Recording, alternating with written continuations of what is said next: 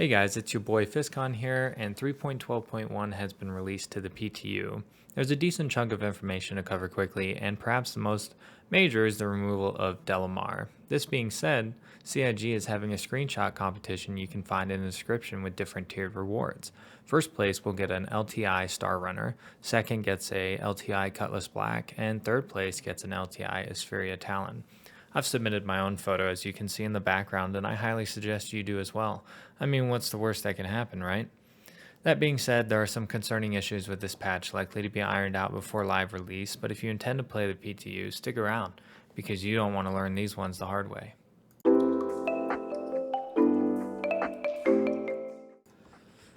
Alright, starting off we have the new updates section with locations and gameplay modifications. Primarily for locations, we have removed Delamar from the Stanton system. Moving on to gameplay, there's the EVA QOL update. CIG made improvements to how live ragdoll physics are handled and greatly increased the angular acceleration of the thruster packs in EVA. CIG also made a polished pass on names and locations, descriptions of various bounty missions, and North Rock PvP bounty missions. The CIG temporarily removed patrol missions. CIG also reduced starting inventory levels of multiple commodities at TDDs to prevent their inventory from being constantly maxed out. They also increased shop inventories of med pens, oxycans, and ammo magazines. Alright, CIG made the following major bug fixes. CIG fixed an issue causing the fuel intakes on the Star Runner to scoop less than intended amounts of hydrogen fuel. CIG also fixed an issue that could cause a player's ship to enter a state where it cannot be retrieved. Ooh, finally.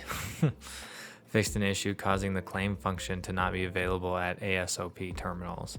Shields should no longer be able to be penetrated by laser scattergun weapons such as the Dominance.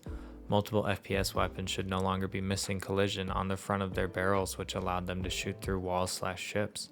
Fixed a server FPS issue causing enemy fighters to change direction instantly and have unnatural behaviors. Items dropped or placed by a player should no longer sometimes immediately disappear. Fixed an issue causing turrets to not spawn for claim jumper missions. Turrets should now be hostile in lawful claim jumper missions. Bounty targets should no longer take a long time to spawn once the location has been reached. Players should no longer be able to clip through the hull of an Idris to steal it. How unfortunate. The mission named a very difficult task should no longer automatically complete when accepted.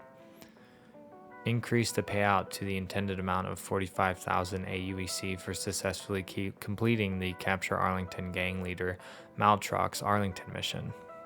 When a second player arrives at a bounty location without the mission, the objective marker should no longer read last known location for a brief moment. Fixed an issue causing more than intended reinforcements to sometimes spawn for easy bounty hunting missions. Fixed an issue where reinforcement ships on easy bounties could sometimes spawn harder than intended ships. Fixed an issue that made wheeled vehicles too easy to get stuck on their side. Fixed an issue causing weapon raised not to work near objects while in EVA. The Andromeda landing gear deploy animation should now fully play. Well, that's good to hear. Players should now be able to use their interaction system to power on the Nox. Players should no longer be able to duplicate mine gems infinitely. Very interesting. Fixed an issue causing players to not be able to exit ground vehicle remote turrets by using interaction mode. There should no longer be a chance that There should no longer be a chance that no audio or video will go through on a call from a player who is on the planet's surface, or a planet's surface. And lastly, regarding technical fixes, CIG has fixed 13 client crashes and 9 server crashes. Alright, the known issues are quite small this time, but they are as follows. Some or all of the player's items that should be kept after a character/database reset are lost. When I meant small, I meant like in the number of issues. They're quite major, actually. The player is unable to access the Mobi-Glass after changing armor. Interesting. Uh-oh. Being arrested while wearing leg armor causes the player to respawn in prison with a broken multi-tool. Alright, that's interesting.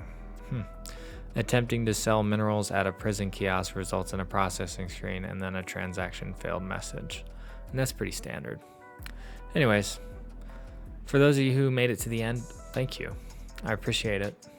And if you liked the video, please leave a like and subscribe, and hopefully I can catch you guys in the next one.